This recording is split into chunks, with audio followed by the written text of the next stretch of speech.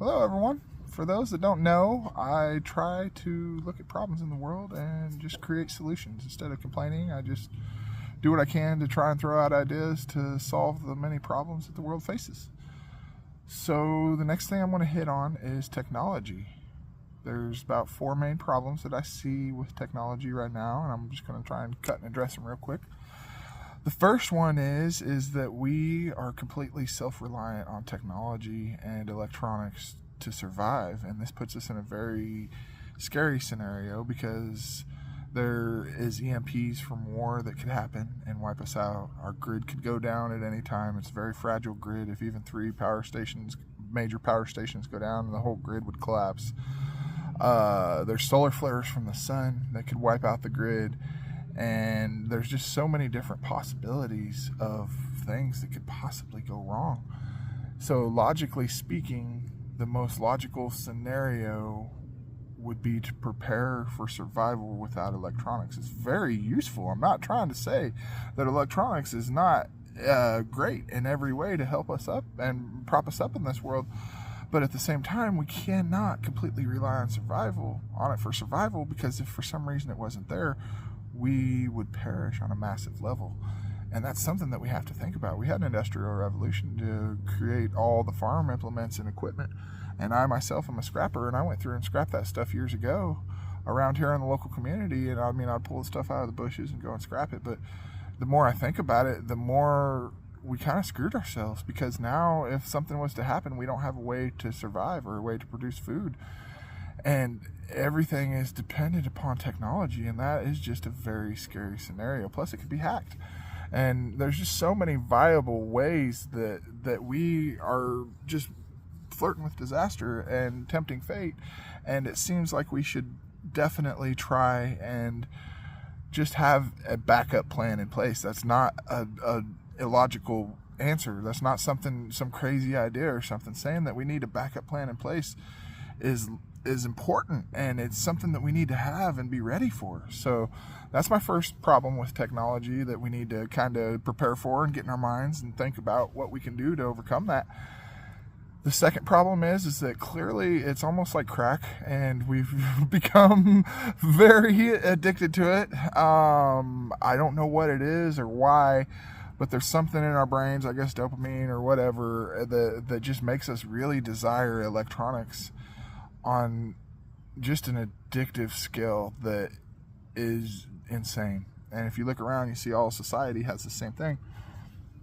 And back when I was a kid, we used to go and hang out, and all the baseball fields would be full, and we would go and have bonfires and hang out with each other. And people would get off work and try and make their houses pretty and mow their lawns, and just took pride in their stuff and tried to really connect with the community and care about stuff. And now it just seems everybody's just eking by and caring about money, and is just really addicted to electronics and consumed by it. And that's all we really seem to want to do. And I'm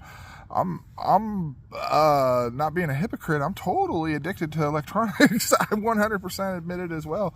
And it's something that we need to try and overcome and realize that it's a problem and get more in touch with this world and not such a digital world. We're almost coming disconnected with everything. And that's another one of the problems that I want to talk about, is that with the AI and stuff, it completely disconnects us, and it creates an alternative world to where we could become so disconnected we wouldn't be able to tell reality anymore, because AI can create such a false world around us. It's going to become difficult to differentiate reality from fiction, and our brains are going to get warped.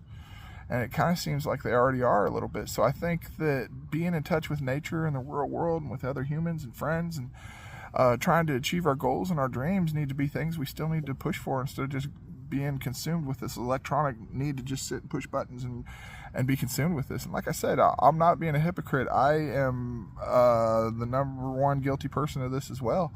So it's just something that we got to try and overcome. It's open addiction, just like any other addiction, and we need to come to terms with that. And like I said, wean ourselves off, only allow certain amounts of time a day. I want to create a 90s challenge to where we pretend it's the 90s and just use our phone for bare necessities, like maybe phone calls, and do that for an entire, maybe 1 month on, 1 month off, or even have a competition to see who can go longest without using electronics, even among our friends and stuff, so you can get the high score or whatever, and just create some kind of app or game or something that'd be fun. A fun way to just, at the end of it all, get us more in touch with the earth and in touch with being a community again. I mean, you go to baseball fields. There's a baseball field here in Laurie, and when I grew up, man, that was the place to be. There'd be kids out there, and softball games, and everybody just went there all the time. That was the cool spot. I went there the other day, and it's just grown up and hasn't been used in decades. It's terrible, and it breaks my heart. It's just sad, and I see a lot of that around the community. A lot of places where, you know, kids and people used to congregate, and it's just everything's corporatized.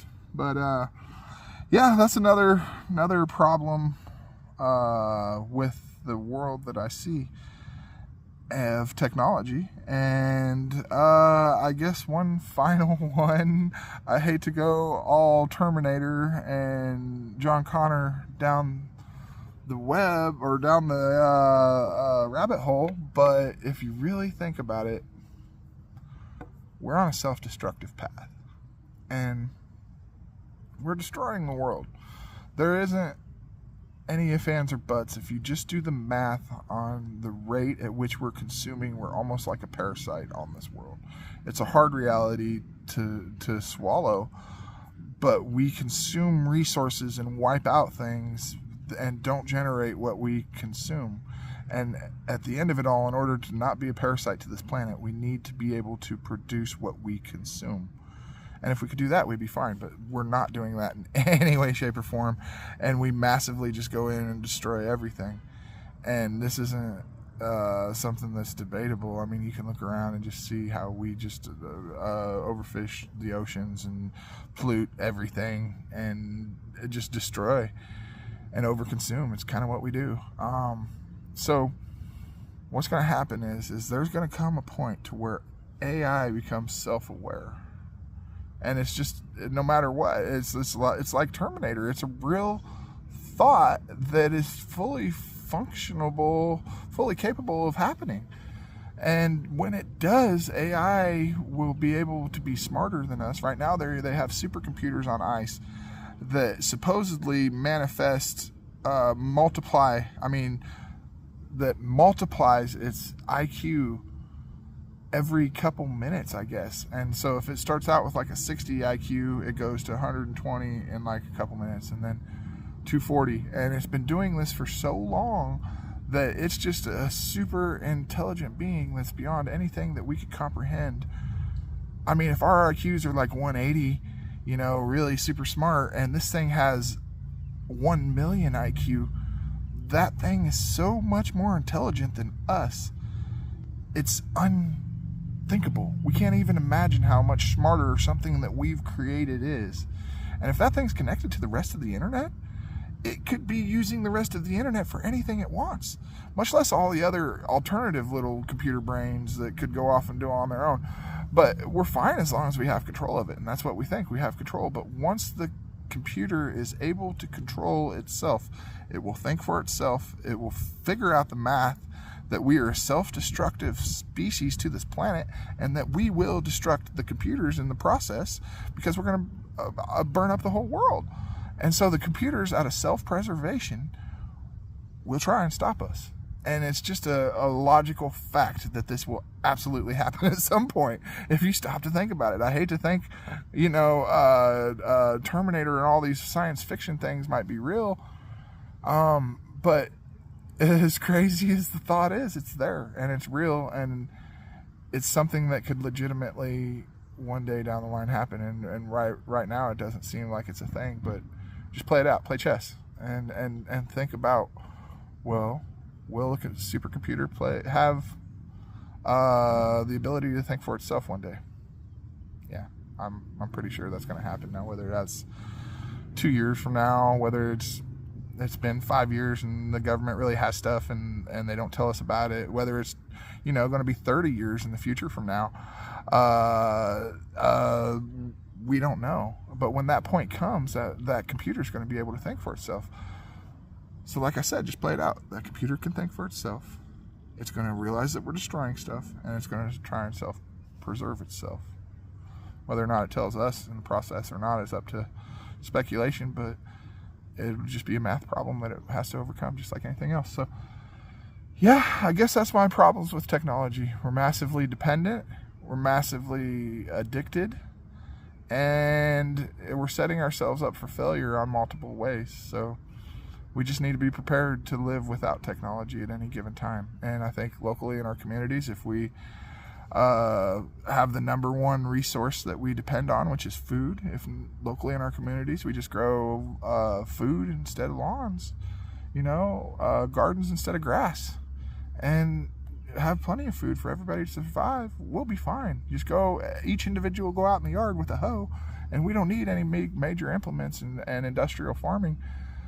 But we got to be prepared for that, and we got to have the mentality for it, and we got to have the seeds and the materials, and just be ready. So that's what I'm trying to tell everybody: just be ready as you can right now, and prepare up, and yeah, just go out and spend time with family and friends, and get away from the computer, and try and do that 1 week on, 1 week off challenge. See if you can go an entire week with only using your cell phone, not texting, not using anything. What we had in 1990, and that's it. Maybe a calculator. I don't even think we had Google Maps. So yeah, try to use a map and figure out what it's like to try and get somewhere with a map nowadays. We're gonna realize real quick how lost we are without technology.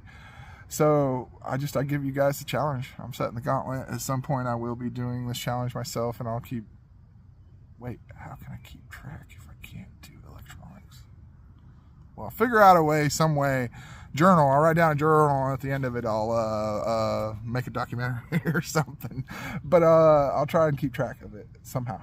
But I give everybody the challenge to try and do that as well, and I appreciate everybody for keeping up. I'm just releasing ideas, trying to help the world. I appreciate y'all. Thanks. One final thread I want to bring up is the Large Hadron Collider, or CERN. It's a bunch of scientists speeding up particles so fast that it can create a black hole, which what we don't know in this world is infinite, and we're playing with things we don't understand and don't know how it works. And what happens if we do form that black hole? What are we going to do then? They have no idea how to control it. Anything. We're going beyond what our limits of understanding or ability to control are. And we're speeding up things so fast that it could break down barriers of the universe and cause detrimental effects and basically destroy the planet. Stephen Hawking said this is one of the biggest threats we face as humanity, and we really need to recognize that and pump the brakes and just stop leaving ourselves open to destruct ourselves. And I think that's a huge threat that definitely needs stopped. And I appreciate everybody for keeping up. I'm just releasing ideas, trying to help the world. I appreciate y'all. Thanks.